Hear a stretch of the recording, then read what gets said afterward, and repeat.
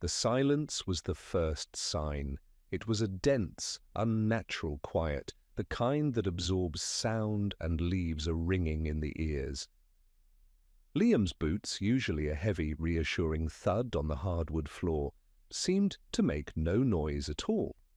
The air in their small house was cold, still, and carried the faint, cloying scent of a perfume he did not recognize. It was the smell of departure. He stood in the entryway, the grime of the construction site still under his fingernails. A fine layer of concrete dust settled on his shoulders. A weariness that went bone deep had been his constant companion for months, but this was different. This was the heavy stillness of a vacuum, of a space that has been emptied of its life. If stories about resilience, the price of loyalty, and the kind of love that survives the wreckage speak to you, stay with me. He walked into the kitchen. The source of the wrongness lay on the granite countertop, a single sheet of expensive cream-colored stationery placed with cruel precision next to the coffee maker. His wedding ring sat atop it, a perfect mocking gold circle holding the paper down against a non-existent breeze. For a moment he just stared at it, his mind refusing to process the scene. It was a tableau, a carefully constructed piece of art designed to inflict maximum damage.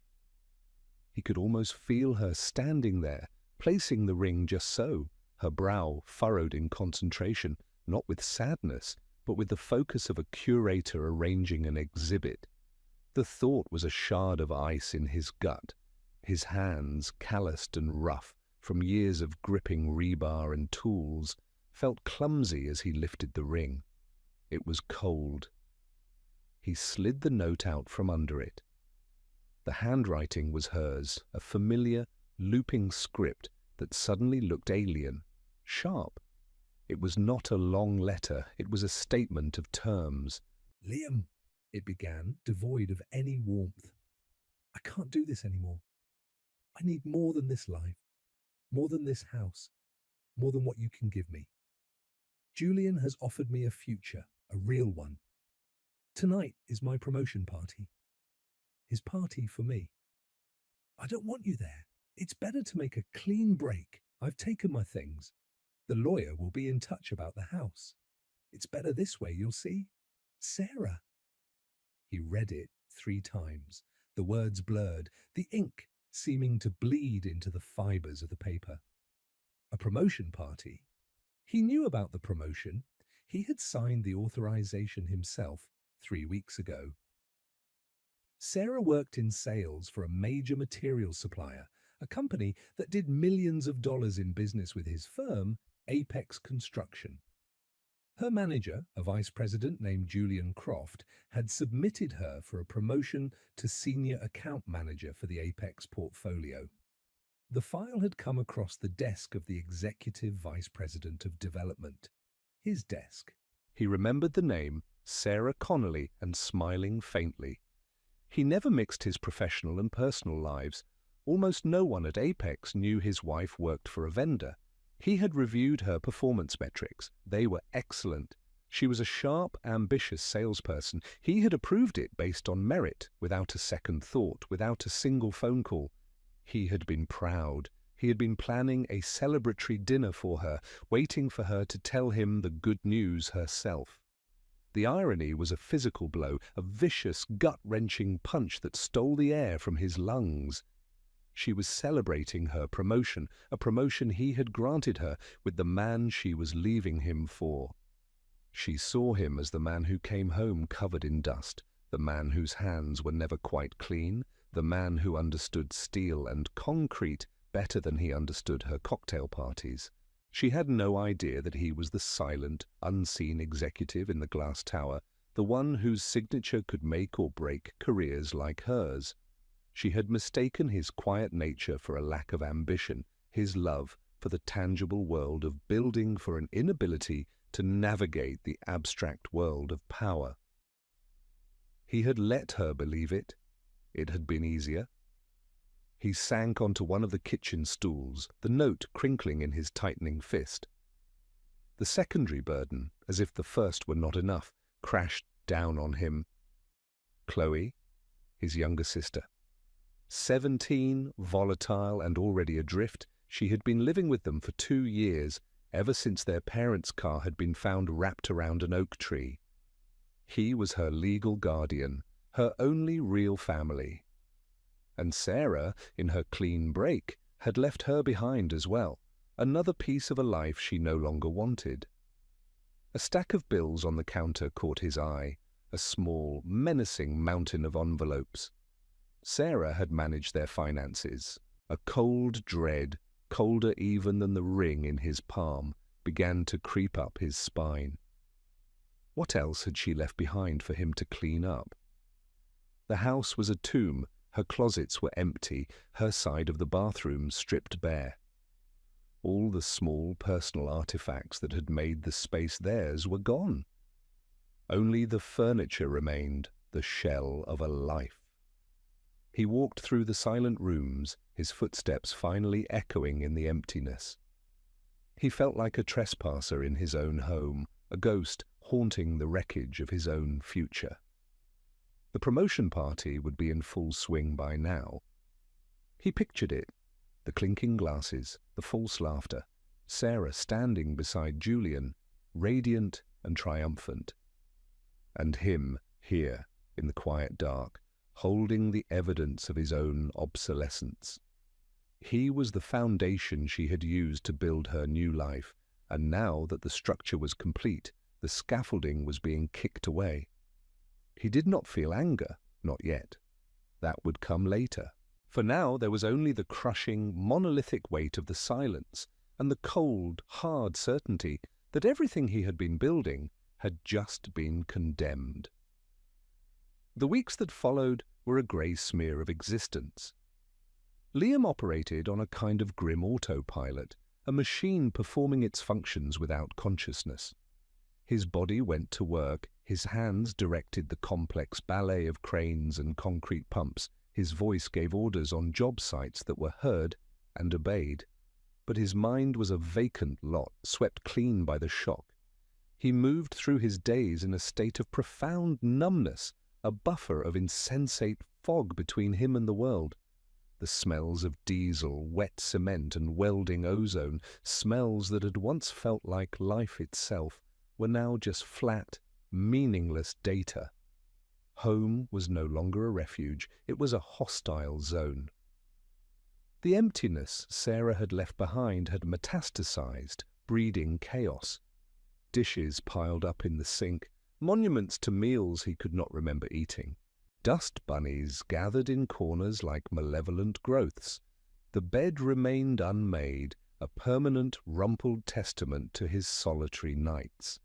He would come home from 12-hour shifts, the physical exhaustion a welcome bludgeon against the encroaching thoughts, and simply collapse onto the sofa, often waking hours later with the television screen flickering over his face, the house as cold and silent as when he had left it.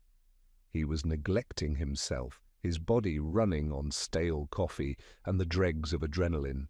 He lost weight, his clothes hanging loosely on a frame, already hardened by physical labor. His face grew gaunt, his eyes shadowed with a fatigue that sleep could not touch. The secondary burden, Chloe, was a storm front of her own. Her grief over their parents' death had always been a sharp, angry thing, and Sarah's departure had ripped the wound wide open again. She saw it as the ultimate abandonment, a confirmation of her deepest fear, that everyone eventually leaves. Her rebellion, once a simmering adolescent current, erupted into a raging fire. She missed her curfew, then stopped acknowledging it altogether. Calls came from the school about her cutting classes. Her grades, once respectable, plummeted. She would storm through the house, a whirlwind of slammed doors and muttered accusations, her anger a shield against the pain he knew she was feeling, the same pain that was hollowing him out. He tried to talk to her, but his own emotional reserves were bankrupt. His words came out flat and useless, architectural plans for a bridge over a chasm far too wide. He would sit at the cluttered kitchen table, trying to help her with homework, and the numbers and words would swim before his eyes. He was a man who could calculate the load-bearing capacity of 1,000 tons of steel to a fraction of an inch, but he could not find the right formula to connect with the grieving girl across the table. The silence between them grew as vast and empty as the space in his marital bed. He was failing her, and the knowledge was another 100-pound sack of cement added to the weight already crushing his shoulders. The breaking point, when it came, was not a dramatic explosion, but a small, pathetic collapse. It was a Tuesday afternoon in late autumn, the sky the color of dirty dishwater. He was at the site of a new corporate headquarters, a 50-story behemoth of glass and steel. A critical concrete pour for the 10th floor slab was going wrong. The mix was curing too fast, the pressure in the pump lines was fluctuating, and a $100,000 operation was seconds from turning into a catastrophic, unsalvageable block of stone. His radio crackled with panicked voices. He was in the thick of it, shouting orders, his mind racing, trying to solve 3 interlocking problems at once. His phone rang, a shrill, unwelcome intrusion. He ignored it. It rang again, insistent. It rang again. He finally ripped it from his belt, barking a "what" into the receiver. It was Chloe's principal. Her voice was strained, formal. Chloe had been caught trying to shoplift a bottle of vodka from a convenience store during school hours. The police were there. She was being defiant. Could he come down to the station? The two pressures, the frantic chaos of the job site and the sickening lurch of failure at home, collided inside him. The concrete, the police, the pump lines, his sister. The panicked shouts on the radio merged with the principal's disappointed tone in his ear. For a single, terrifying second, the world went silent. The scaffolding in his mind, the structure that had been holding him together through sheer force of will, buckled. He managed to delegate command of the pour to his foreman, his voice a strange, hollow rasp. He stumbled away from the noise toward his truck, the principal's words echoing in his head. He drove, not to the police station, but home. He did not know why. He walked into the house, the same cold silence greeting him. He went to the refrigerator to get a bottle of water, his hand shaking. He pulled the door open, and a gallon jug of milk, perched precariously on the edge of the shelf, tipped. It fell, hitting the linoleum floor with a sickening, explosive crack. White liquid sprayed across the cabinets, pooling on the dirty floor. The sight of it, the sheer, stupid, mundane mess of it all, broke him. It was the final straw, the failed concrete pour, the phone call, the empty house, the years of grinding work, the betrayal, the grief, all of it coalesced into that one pointless, spreading puddle of milk. A sound tore from his throat, a raw, ragged noise that was half sob, half scream. He slid down the kitchen cabinets, his back hitting the doors with a hollow thud, and landed in the sticky, spreading mess. He put his head in his hands, the rough texture of his palms scraping against his face, and for the first time since he had found the note, he wept. It was not a quiet grief. It was a storm of racking, gut-wrenching sobs, the sound of a man who had finally, completely, hit rock bottom. He did not know how long he sat there, on the cold kitchen floor, surrounded by the wreckage of a simple gallon of milk that felt like the wreckage of his entire life. The world had narrowed to the sticky cold seeping through his jeans and the burning in his throat. The storm of sobs eventually subsided, leaving behind a hollow, aching emptiness. He was just a man in a ruined kitchen, a captain who had gone down with a ship he did not even realize was sinking. He heard the front door open and close, followed by tentative footsteps. He did not look up. "Liam?" Chloe's voice was small, stripped of its usual defiant armor. He remained motionless, his head in his hands. He could feel her presence in the doorway of the kitchen, her hesitation. He heard her sharp intake of breath as she took in the scene. Him, on the floor, the exploded milk carton, the air thick with the sour smell of his despair. He waited for the sarcasm, the anger, the inevitable, "What's your problem?" But it did not come. Instead, he heard her walk slowly across the room. The floorboards creaked as she knelt down, her knees just inches from the spreading white puddle. "Are you okay?" she asked, and the genuine fear in her voice was a knife to his heart. In that moment, she was not a rebellious teenager or a burden. She was a scared kid who had already lost her parents and was now watching her only remaining anchor come apart at the seams. He finally lifted his head and looked at her. Her face, usually a mask of sullen indifference, was pale, her eyes wide with a terror that mirrored his own. She was looking at him as if he were a building she had always thought indestructible, now shuddering on its foundations. That look was the catalyst. It was the jolt of electricity to a stopped heart. It was the sight of the one person who depended on him completely, seeing not a guardian, not a brother, but a broken man. In her eyes, he saw the terrifying endpoint of the path he was on, utter collapse.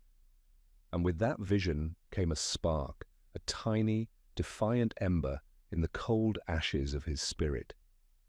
He would not do this to her. He would not become another person who failed her. He would not sink. He took a deep, shuddering breath. "No," he said, his voice raw. "But I will be." It was a promise, made more to himself than to her. He looked from her frightened face to the mess on the floor, and for the first time he saw it not as a symbol of his failure, but as a starting point. This was the bottom. There was nowhere to go but up. He would stop sinking, and he would start building. The first step was concrete, and it was sacrificial. The mountain of bills Sarah had left was not a mountain. It was a whole mountain range of consumer debt, credit cards he did not even know she had, all maxed out. His salary from Apex was substantial, but it was being bled dry by interest payments and penalties. He needed capital. He needed a foundation. And there was only one thing of value he had left that was truly his. The next Saturday, he took Chloe with him to the garage. Under a dusty tarp sat his father's legacy, a 1969 Ford Mustang Mach 1. He and his dad had spent 5 years restoring it, a painstaking labor of love. Every bolt was torqued to specification, every wire was perfectly laid. The engine, a 428 Cobra jet, gleamed under the bare bulb of the garage. It was more than a car, it was a collection of memories, of greasy hands, shared laughter, and his father's patient lessons about mechanics and life. Selling it felt like cutting off a limb. He explained it to Chloe, simply and without emotion.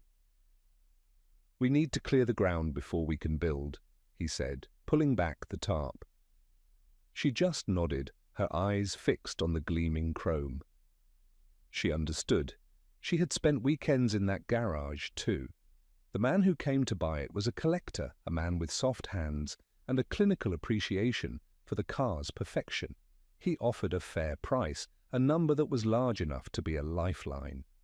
As the Mustang was loaded onto a flatbed trailer, Liam felt a sharp, physical pain. He was selling his past to pay for his future. He watched it drive away until it was just a red speck in the distance. When he turned back, Chloe was standing beside him. She did not say anything, but she slipped her small hand into his large, calloused one. It was the first time she had done that in years. With the debt cleared and a small cushion of cash, the pressure lessened from a crushing weight to a manageable load. The next step was at work. He started arriving an hour earlier and staying 2 hours later. He devoured project files, financial reports, supply chain logistics. He was no longer just overseeing the physical construction. He was learning the architecture of the business itself. His weariness was still there, but now it was purposeful, the ache of a muscle being strengthened, not the fatigue of decay. It was during this period that he truly encountered Elena. Elena Rostova was one of Apex's most brilliant and difficult young architects. She had a reputation for being uncompromising, a purist who fought for her designs with a ferocity that intimidated contractors and managers alike. Their first significant interaction was in a contentious project meeting for a new residential tower. Liam, in his capacity as EVP, had proposed a change to the bracing system on the upper floors, a cost-saving measure that used a standardized, prefabricated truss system. Eleanor had stood up in the middle of the meeting, a sheaf of papers in her hand.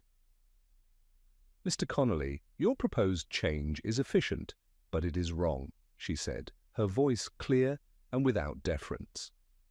A nervous silence fell over the conference room. "It will create a harmonic resonance issue in high winds. The building won't fall, but the occupants on the top 10 floors will feel a persistent, nauseating vibration. It will be an acoustic and structural failure." She laid her calculations on the table, a complex and elegant series of equations that proved her point. Liam felt a flush of annoyance, the sting of being publicly corrected. But as he looked at her work, the annoyance was replaced by a deep, grudging respect. Her logic was flawless. Her foresight was brilliant. She had not just seen the building, she had listened to it. He studied her for a long moment. She met his gaze without flinching, her expression not triumphant, but expectant. She was not trying to win a battle, she was trying to protect the integrity of the structure. In her, he recognized the same fundamental instinct that drove him, the builder's imperative to get it right. "You're correct, Miss Rostova," he said, his voice cutting through the tense silence of the room. "My proposal is withdrawn. We will proceed with your original design." He then turned to the stunned project managers. "And I want Miss Rostova to review the structural harmonics on all tower projects currently in development." He saw a flicker of surprise in her eyes, quickly masked. She had expected a fight, a defense of ego. He had given her an acknowledgement of competence and more responsibility. As the meeting broke up, she approached him. Her usual sharp demeanor softened slightly. "Thank you, Mr. Connolly." "You were right," he said simply. "Good work is good work." It was not a moment of romance or even friendship. It was a moment of professional alignment, a quiet recognition of a shared ethos. But as he walked back to his office, he felt something he had not felt in a long time, a sense of partnership. He had cleared the ground. He had laid a new, painful cornerstone. And now he had found an ally, another architect who understood that the strongest structures are built on a foundation of unyielding integrity. The turning point was complete. The long, slow process of building had begun. The first year after the collapse was a blur of dust and debt, a relentless grind of 16-hour days and sleepless nights. Liam existed in a perpetual state of motion, a machine fueled by black coffee and sheer will. He was a presence on every major job site, his truck a familiar sight at dawn, his silhouette a fixture against the setting sun. He learned the names of every foreman, every crane operator, every concrete finisher. He learned the rhythm of his company not from spreadsheets, but from the ground up, from the scent of curing concrete and the percussive symphony of steel being bolted into place. At home, he and Chloe found a new, fragile rhythm. He learned to cook, producing a rotation of simple, functional meals. They ate together at the kitchen table, the silence no longer hostile, but simply quiet. He checked her homework. She started showing him her sketches. It was not perfect, but it was a start. It was a foundation. The second year, the dust began to settle. The frantic energy of survival cooled into the focused intensity of ambition. Liam's deep dives into the company's operations had given him an unparalleled understanding of its strengths and, more importantly, its weaknesses. He identified logistical bottlenecks, outdated procurement processes, and inefficient divisions that bled money. He wrote meticulous reports, not with the aim of pointing fingers, but of proposing solutions. He designed new systems with the same precision he would use to design a support column, reinforcing the company's structure, making it leaner and stronger.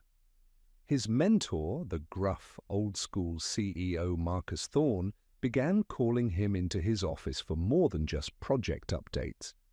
He would pepper Liam with questions, testing his knowledge, his nerve. He saw the fire that had been lit in the younger man, the raw grief that had been forged into tempered steel. By the third year, the blueprints on his dining table were as much for his own life as they were for Apex Construction. He had enrolled in night classes, pursuing an executive MBA. He would leave a construction site at dusk, covered in the day's grime, and sit in a sterile classroom, learning the language of finance, of mergers and acquisitions, of corporate strategy. He traded the physical tools of his old life for the abstract ones of his new reality.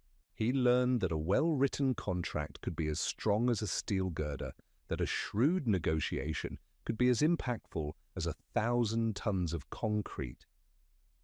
He was building a different kind of empire now, one of influence and control, but the principles were the same. Start with a solid plan, use the best materials, and never, ever compromise on the integrity of the foundation. His ascent within Apex became undeniable.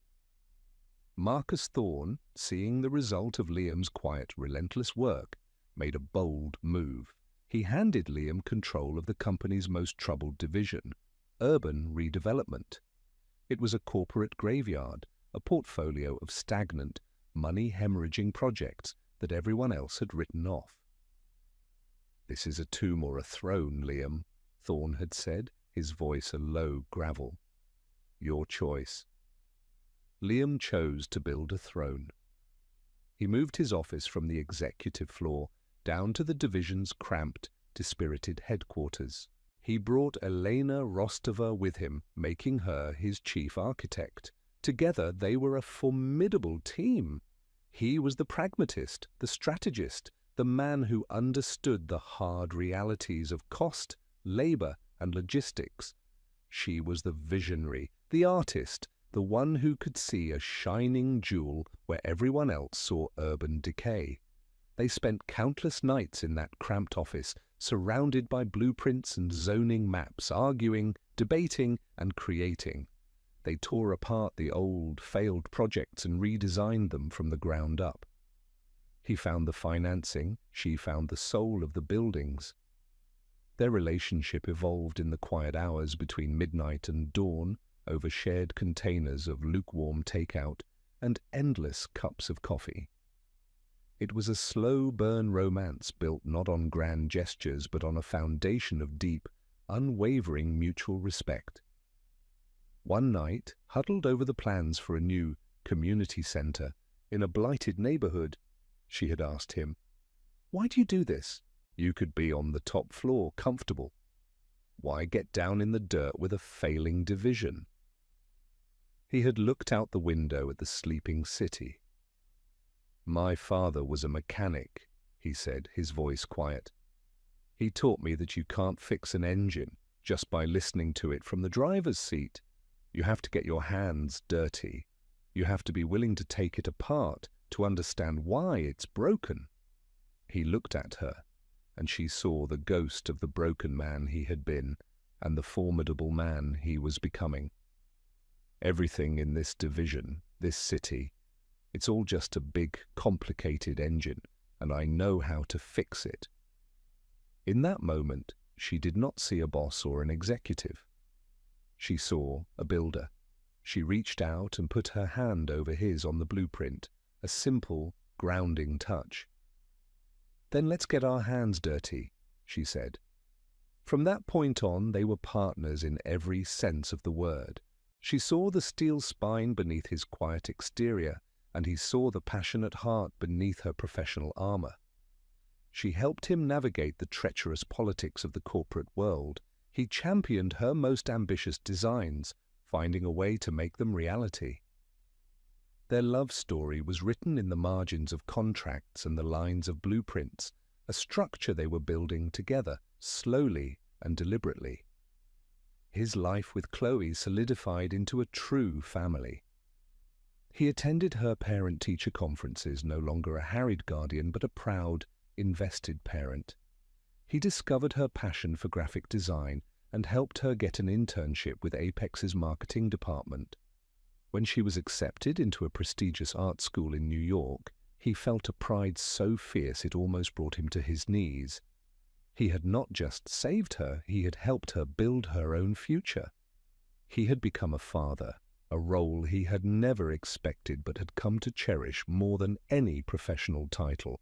7 years after he had sat broken on his kitchen floor, Liam Connolly was a different man.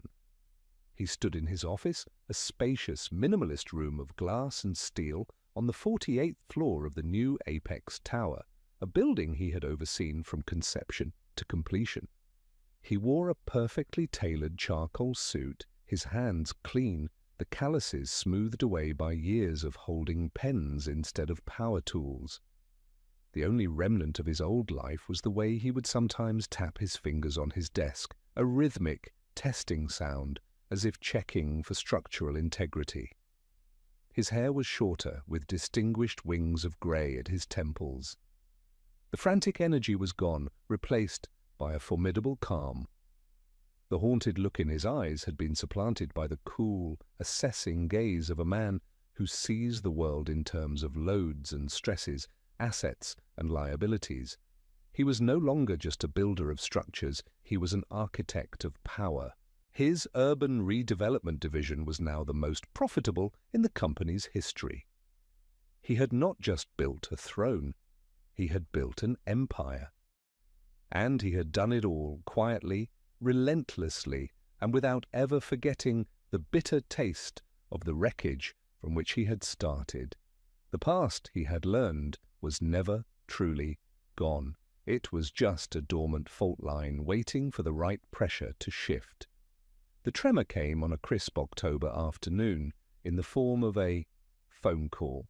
He was in a meeting reviewing the final schematics for a waterfront revitalization project when his personal assistant, a ruthlessly efficient young woman named Anya, entered the room and placed a note discreetly on the table in front of him.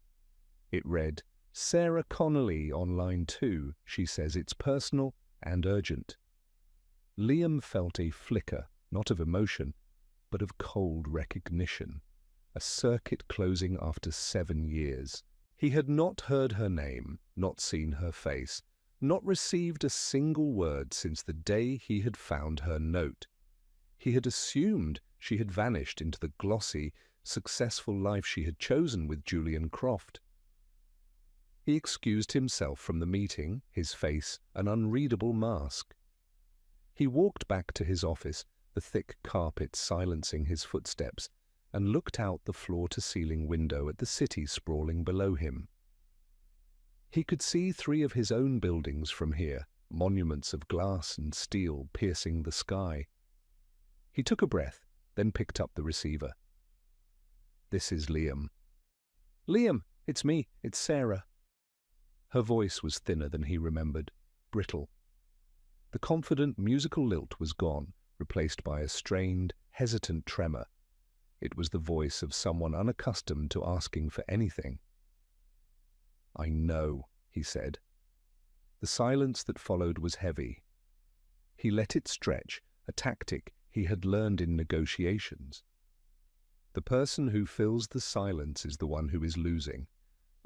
I need to see you," she finally said, the words tumbling out in a rush. "Something's happened. I'm in trouble, Liam. I'm in real trouble." He felt nothing. No pity, no anger, no curiosity. It was like listening to a business proposition from a company he had already decided not to invest in. My schedule is very full, he said, his tone flat, professional. Please, she whispered, and the sound was raw, desperate. It was a sound he recognized. It was the sound of rock bottom. Just an hour, for old time's sake. Old time's sake. The phrase was so absurd, so utterly disconnected from their reality, that it was almost clinical. He considered saying no, considered hanging up and having Anya block her number permanently. But that was not his way. A builder does not leave a loose end untied. A structure with a single weak point is a compromised structure. Tomorrow, 4 o'clock, my office, he said, and hung up before she could reply. She arrived 15 minutes early, a clear sign of her desperation. Anya showed her into his office, and as she stepped across the threshold, Liam saw the full extent of her decay. The 7 years that had forged him into something stronger had eroded her completely. She was still beautiful, but it was a frayed, worn beauty. Her expensive clothes, a designer dress that would have been the height of fashion 3 seasons ago, hung on her slightly too thin frame. Her face was etched with fine lines of anxiety, her eyes darting around the expansive office, taking in the quiet display of power and success. This room was larger than the entire ground floor of the house they had once shared. She tried for a smile, a pathetic, trembling thing that did not reach her eyes. Wow, Liam, you've done well for yourself. He did not stand. He simply gestured to one of the leather chairs opposite his vast desk. Sarah, what do you want? The directness of the question seemed to shatter her rehearsed composure. Her face crumpled. Tears, real or manufactured, welled in her eyes. She launched into a long, rambling story of victimhood. Julian, it turned out, had not been the financial genius she had thought. His success was a house of cards, built on fraud and risky investments. It had all come crashing down 6 months ago. He had been arrested. The accounts were frozen. The cars were repossessed. The lavish apartment was gone. He had abandoned her, she claimed, leaving her with nothing but debt and humiliation. She was a victim, just as he had been. She had been naive, blinded by his charm. She had made a terrible mistake. Liam listened without a single change in his expression. He let her talk, his gaze steady and unnerving. He was not listening to the words, but to the structure of her plea. It was poorly built, full of emotional appeals and logical fallacies, designed to elicit pity. He remembered a time when a single tear from her could have undone him. Now her performance was just data. When her story finally wound down, her sobs subsiding into sniffles, she looked at him with pleading, hopeful eyes. I have nothing, Liam, she whispered. I'm staying on a friend's couch. I can't find a job. I have nowhere to go. I was hoping you could help me, for the man you used to be. He leaned forward slightly, his hands clasped on the polished surface of his desk. The man I used to be is gone, Sarah, he said, his voice quiet, but carrying the weight of stone. You saw to that. Is that all? Her face hardened, the mask of the victim dissolving, to reveal the familiar, sharp entitlement beneath. She had played her first card, and it had failed. Now it was time for the threat. The quiet, broken man she remembered was gone, but she still believed the man in front of her could be swayed by the right kind of pressure. She had miscalculated, assuming his calm was a sign of lingering affection or weakness, rather than what it truly was, the utter absence of feeling. She was about to discover the difference between a man who is broken and a man who has been rebuilt. Sarah's performance of remorse evaporated like mist in a harsh sun. The soft, pleading lines of her face hardened into something sharp and ugly. The victim was gone, replaced by the predator. She straightened up in the chair, her spine stiffening, and a cold, familiar glint appeared in her eyes. It was the look she used to get when a sale was not going her way, the moment before she went for the jugular. "No, Liam, that's not all," she said, her voice dropping the pathetic whisper and taking on a hard, metallic edge. She reached into her expensive but slightly scuffed handbag and pulled out a crisp, folded document, placing it on his desk. "My lawyer sends his regards." Liam did not touch the paper. His eyes flicked down to it, then back to her face. "You have a lawyer?" he asked, his tone neutral, merely observational. "Of course I have a lawyer," she snapped, emboldened by his perceived lack of reaction. "And he's very good. He pointed out a rather significant oversight on your part. We never actually divorced, Liam. We separated, but the paperwork was never finalized." She leaned forward, a smug, triumphant smile playing on her lips. "Do you know what that means? It means that under the laws of this state, everything you have built over the last 7 years, this empire," she waved a hand around the office, "is considered marital property. This company you're a partner in, your stock options, your portfolio, this very building, I am legally entitled to half of it." She sat back, letting the weight of her threat settle in the quiet room. She expected shock, anger, panic. She expected him to start shouting, to call her names, to plead. It was what the old Liam would have done. He would have been devastated, overwhelmed by the injustice of it. But the man sitting opposite her simply stared at her, his expression unchanged. "He thinks I have a strong case," she continued, pressing her advantage. "A very strong case. A public, messy, and very, very expensive lawsuit. I can't imagine the board of directors at Apex would be thrilled about their star executives' dirty laundry being aired for the world to see. Reputations are so fragile. It could do a lot of damage to your career, to the company's stock price." She was laying out her terms of blackmail as if it were a sales pitch.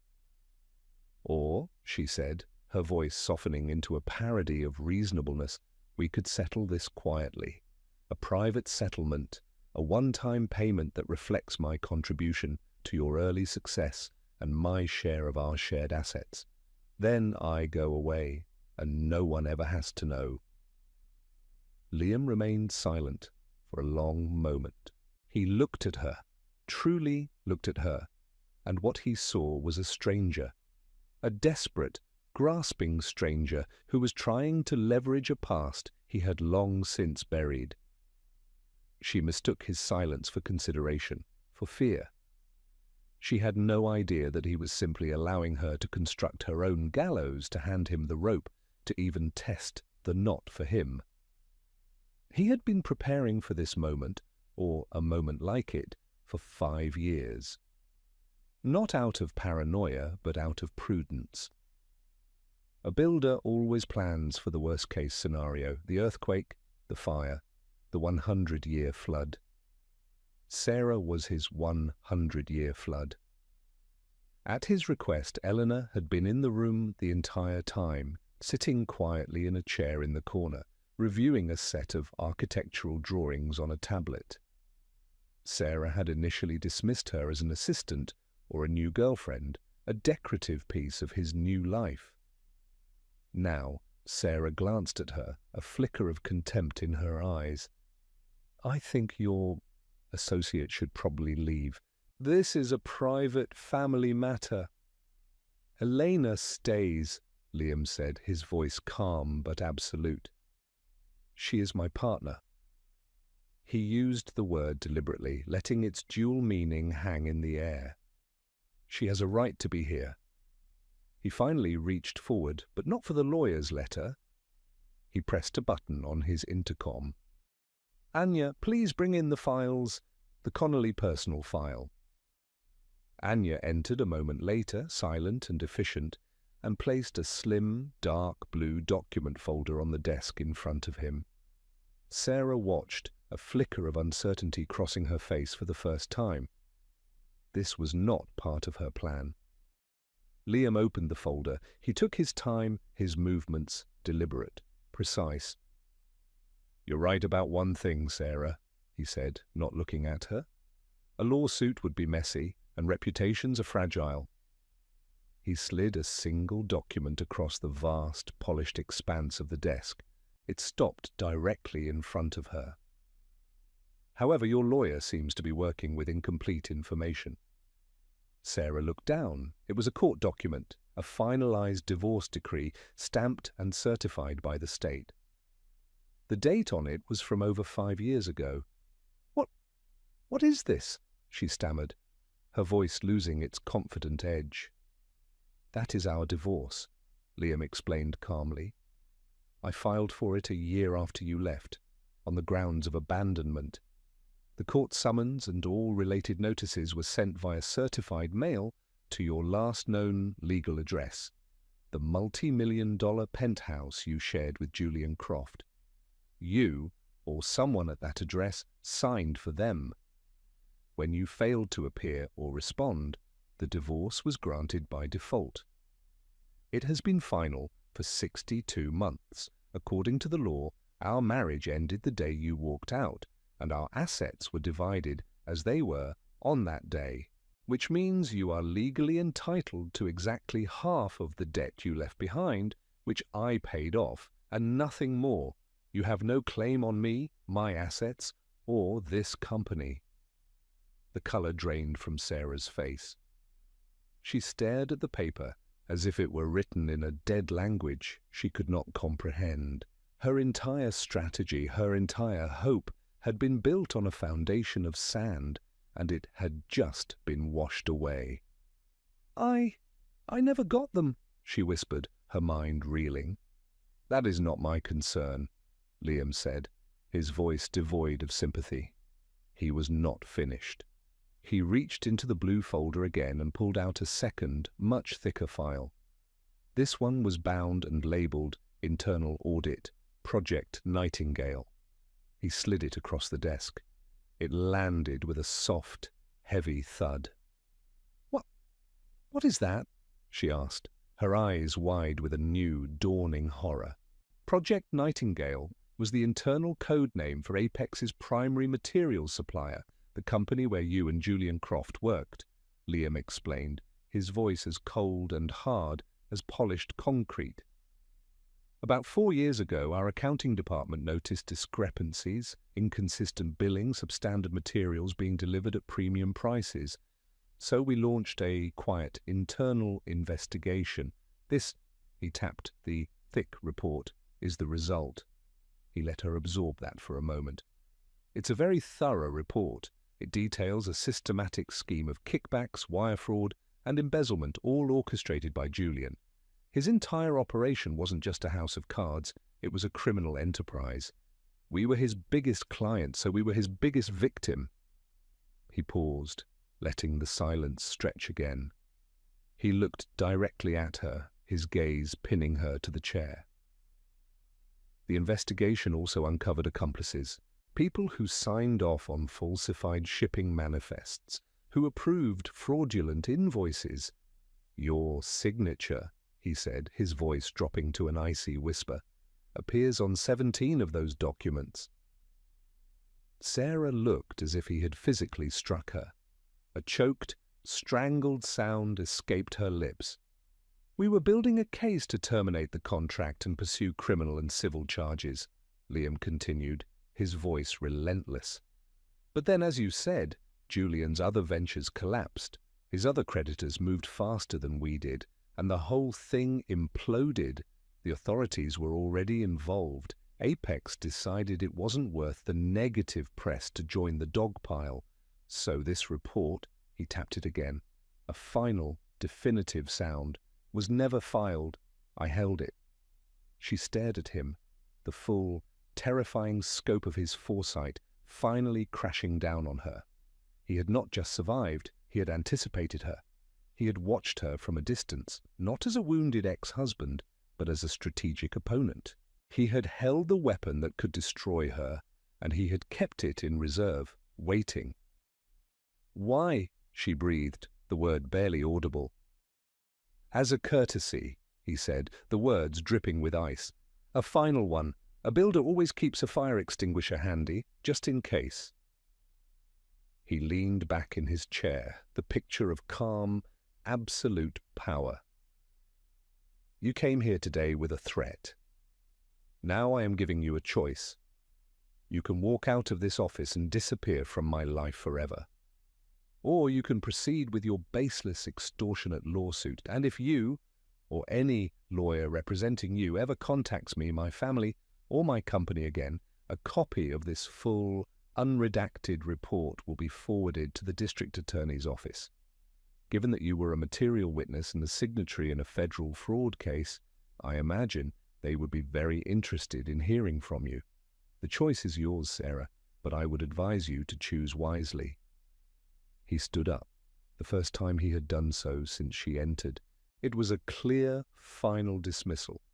"Now you are no longer my concern. Please leave my office."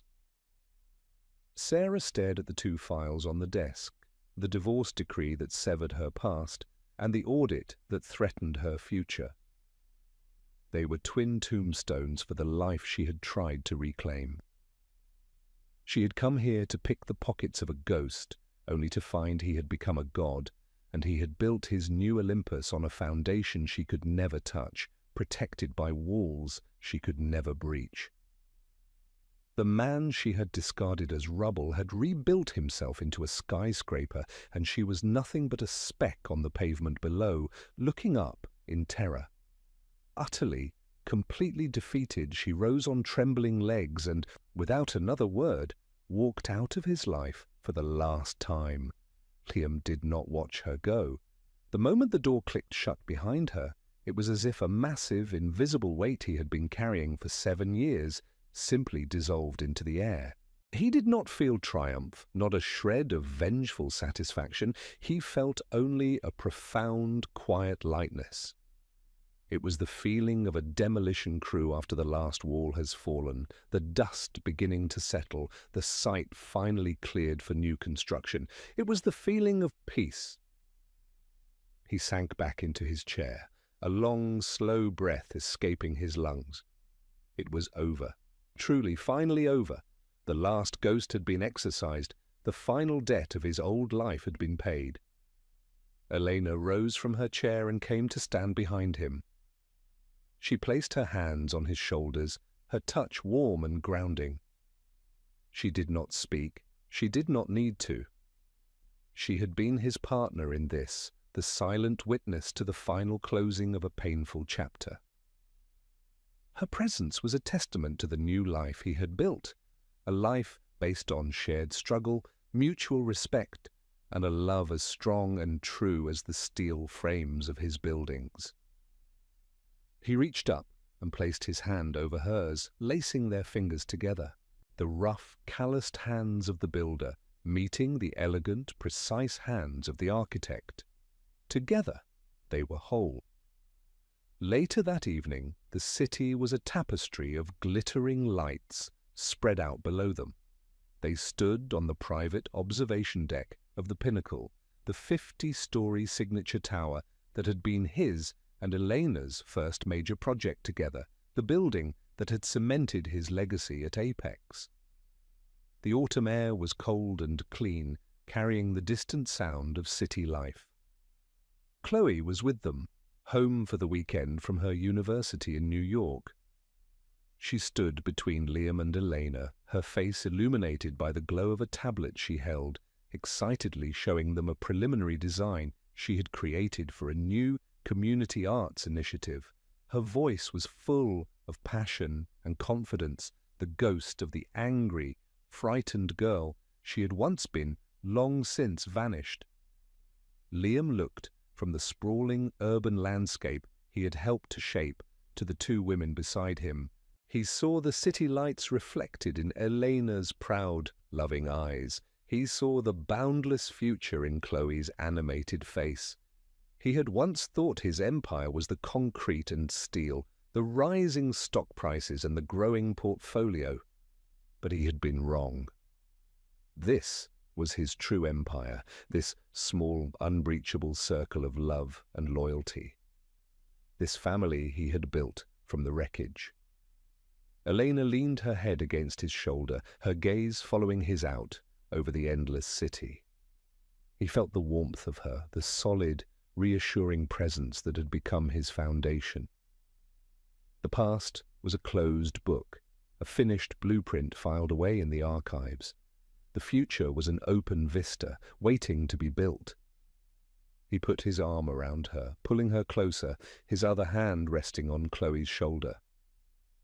The three of them stood there for a long moment, a quiet silhouette against the glittering skyline, a testament to resilience, to patience, and to the enduring power of building something that lasts. Let's go home, he said.